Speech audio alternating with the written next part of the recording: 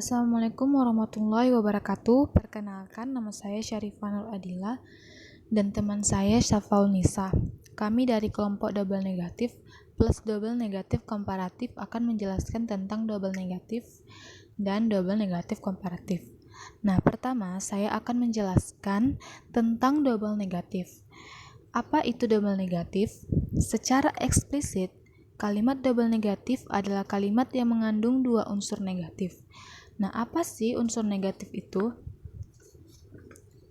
Unsur negatif bisa berupa tidak, jangan, nyaris tidak ada, hampir, juga negatif yang artinya hampir tidak ada atau sedikit sekali, atau juga hampir tidak sama sekali. Dan jangan juga merupakan contoh unsur negatif yang artinya hampir tidak pernah. Nah, untuk melihat lebih jelas, mari kita lihat beberapa contoh perbandingan kalimat-kalimat berikut. Yang pertama yaitu kalimat positif. Saya punya 3 anjing. Nah, kenapa kalimat ini dikatakan positif? Karena di dalam kalimat tersebut tidak terdapat kata tidak, atau jangan, atau kata yang mengarah ke unsur negatif. Nah, yang kedua yaitu kalimat negatif. Saya hampir tidak memiliki garam di rumah saya. Nah, mengapa kalimat ini dikatakan negatif? Karena di dalam kalimat tersebut terdapat kata hampir, tidak memiliki. Nah, kata hampir atau juga tidak itu adalah unsur negatif. Nah, yang ketiga yaitu kalimat negatif ganda alias yang memiliki dua unsur negatif dalam satu kalimat. Karena kata negatif bertemu kata negatif di dalam satu kalimat, maka kalimat tersebut akan menjadi positif. Contohnya, saya hampir tidak memiliki garam di rumah saya. Nah, akibat adanya kalimat negatif ganda tersebut, maka bisa menjadi positif, yaitu saya punya garam di rumah. Selanjutnya, apakah double negatif sudah sesuai kaidah grammar? Nah, kalau kamu ingin menulis kalimat sesuai standar, grammar, atau tata bahasa, maka kamu tidak boleh menggunakan double negatif. Juga dalam situasi formal, tidak dibolehkan menggunakan double negatif.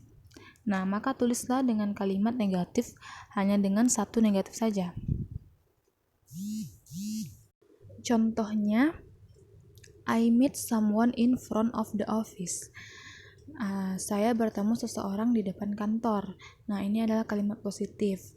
Dan ini kalimatnya juga sudah tepat. Nah, yang kedua, I meet nobody in front of the office. Saya tidak bertemu siapapun di depan kantor. Ini adalah kalimat negatif dengan satu negatif, yaitu pada kata I meet nobody.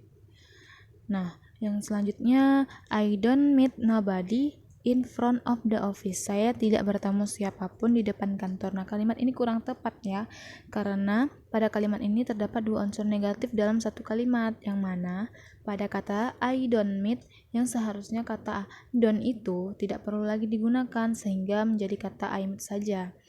Nah, I meet nobody in front of the office.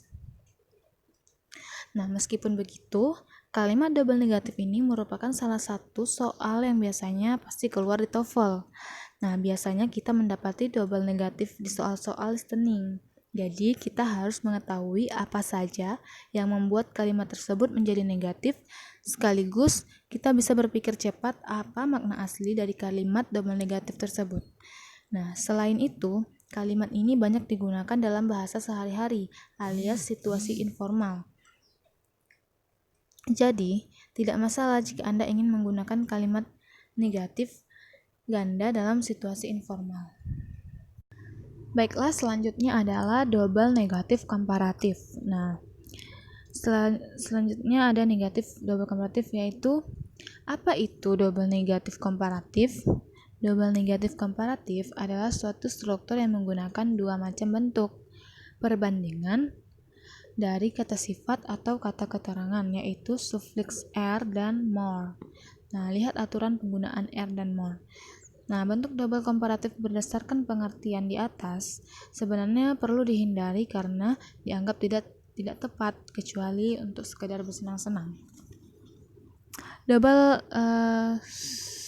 Selanjutnya, double komparatif adalah frasa yang menyatakan proses sebab akibat. Berikut adalah strukturnya.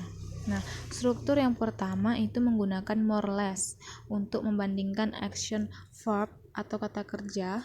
Lalu struktur yang kedua itu membandingkan adjektif atau kata sifat. Nah, sedangkan struktur yang ketiga itu menggunakan kombinasi keduanya, yaitu kata kerja dan juga kata sifat. Nah, selanjutnya ada contoh kalimat komparatif ganda. Ada more better, more colder, more faster, more teller, dan more cashier. Nah, contoh kalimatnya adalah yang pertama, she is more teller than you.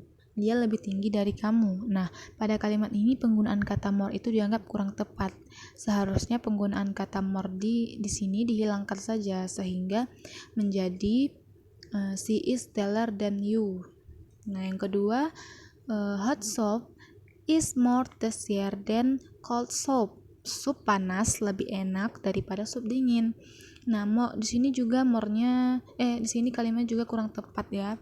Penggunaan kata more itu dianggap kurang tepat. Seharusnya juga penggunaan more itu dihilangkan sehingga kalimatnya menjadi hot soup is tastier than cold soup.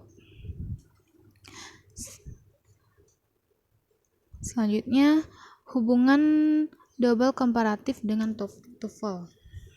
Nah, beberapa kalimat komparatif dan superlatif dapat muncul pada tes TOEFL yang dibuat dalam bentuk yang salah di bagian struktur dan ekspresi tertulis. Oleh karena itu, Anda harus memahami cara membentuk perbandingan dan superlatif untuk menjawab setiap pertanyaan dengan benar. Selain itu, struktur perbandingan yang mirip dengan kata the, begitu juga dalam ujian bahasa Inggris yang berkaitan dengan persyaratan tes lainnya. Perbandingan dan superlatif dapat muncul dalam soal-soal ujian.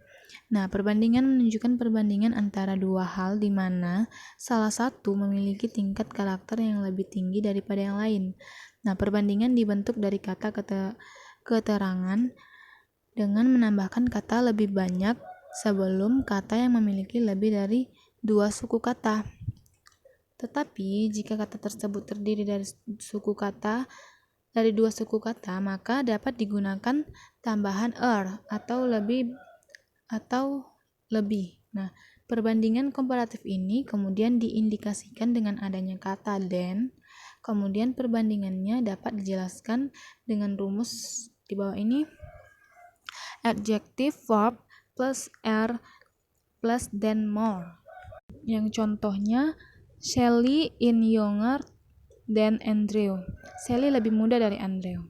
Yang kedua, Monica bought more expensive clothes that I did. Monica membeli pakaian yang lebih mahal daripada yang saya lakukan.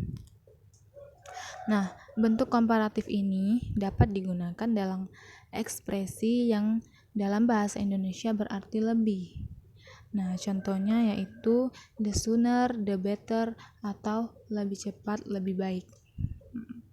Nah, mungkin itu saja yang dari saya ya. Lebih dan kurang saya mohon maaf.